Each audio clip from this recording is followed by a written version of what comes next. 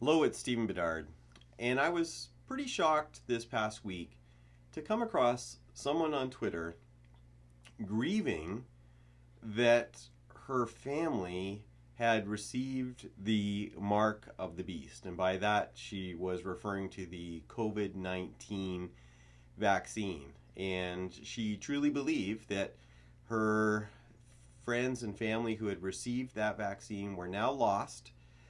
They had received the mark of the beast and would be damned for that. And I really couldn't believe that there were people who actually thought that.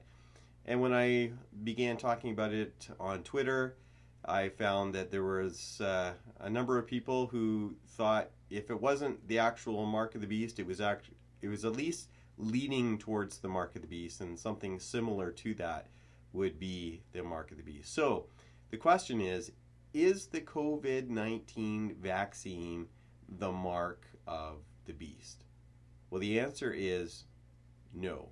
At least I hope not, because I've received the vaccine, and as far as I know, I have not lost my salvation. I have not given my allegiance to the beast or anything else like that. I'm still a Christian, still a follower of Jesus, and still a child of God. So I don't think that that's what the case is, but we can't really go based on my feelings. Just because I happen to feel like I am still a Christian, I happen to feel like I don't have the mark of the beast, that doesn't necessarily mean that's true. So let's take a look at what the mark of the beast is and whether or not the vaccine can be a part of that.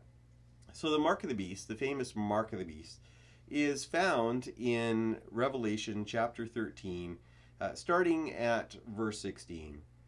This is referring to the beast that comes up out of the earth, and says this: "Also it causes all, both small and great, both rich and poor, both free and slave, to be marked on the right hand or the forehead, so that no one can buy or sell who does not have the mark, that is, the name of the beast or the number of its name. This calls for wisdom. Let anyone with understanding calculate the number of the beast, for it is the number of a person. Its number is 666. And so you can see why some people might think the vaccine might be the mark of the beast in terms of regulations about you have to have, in some areas anyways, you have to have double vaccination in order to go into certain venues for concerts, for restaurants and bars and that kind of thing. And so they think, well, there you go. That's the mark of the beast. But there's all kinds of problems. First of all, you do not need the vaccine to do most things. It's interesting because the kinds of places that you won't be able to go to if you refuse to take the vaccine are places like rock concerts, bars, and strip clubs. You're not going to be able to get into. But if you're really worried about the mark of the beast, are you super eager to be in all those places? I mean, I like rock concerts, I will admit that.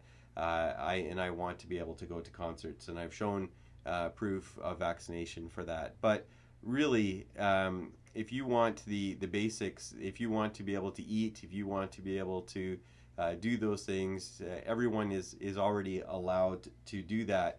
And not only that, in the area where I live, they're going to be even lifting the vaccine passports at some point. But if they're going to take this literally, which is what they seem to be doing, they seem to be arguing that we need to take this mark very literally. It says in the right hand or the forehead.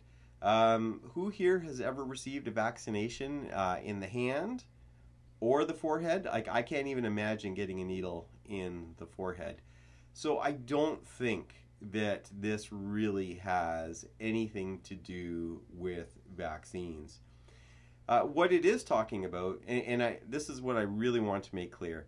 The mark of the beast, whatever it might be, and of course there's all kinds of debates as to what it is, the point that's being made in Revelation is this is not something that you accidentally get. Like, whoops, I slipped, I totally misunderstood, and I got the mark of the beast. I didn't mean to. I wanted to be a follower of Jesus. I thought I was doing the right thing, and I accidentally got the mark of the beast. That is not what is being talked about here. What's being talked about here are people who choose to receive this out of allegiance to the beast. And that's what's being said here. It's all about allegiance. How do I know that? Well, look at the very next chapter. And remember, there were no chapters in the original. And so going from chapter 13 to 14, which to us looks like a transition, is not really a transition because it is just all one document.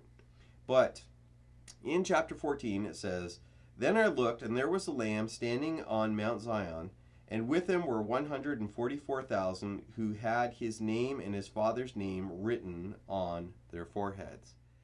There, those who received the mark of the beast are being contrasted with those who are the 144,000, those who have the mark on their forehead of the beast, and those who have the mark on their forehead for the Lord.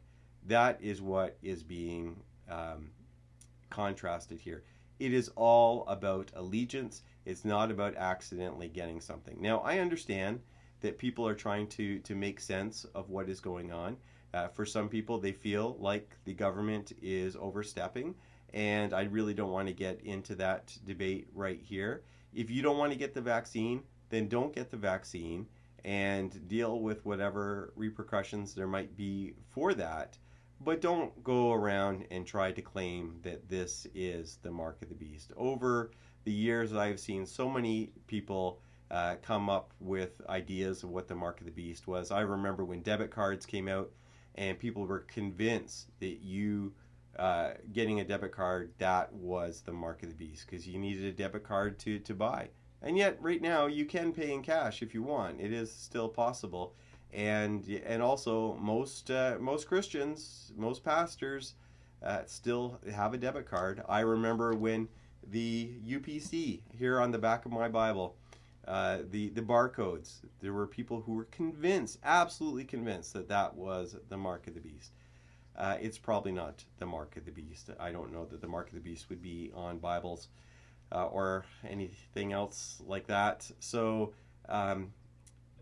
if you are wrestling with that, you can figure out what you want to do with the vaccines on your own, but separate that from the discussion about the mark of the beast. If you're wanting to learn more about the book of Revelation, I have started a series of videos on Revelation, which are found on my YouTube channel, and I'll provide a link here for the first video, and then you can follow along. I'm not completed yet, and I haven't even gotten to the chapter with the number of the beast at this point, but at least give you a start on a good way of interpreting Revelation. Thank you for watching this, and God bless.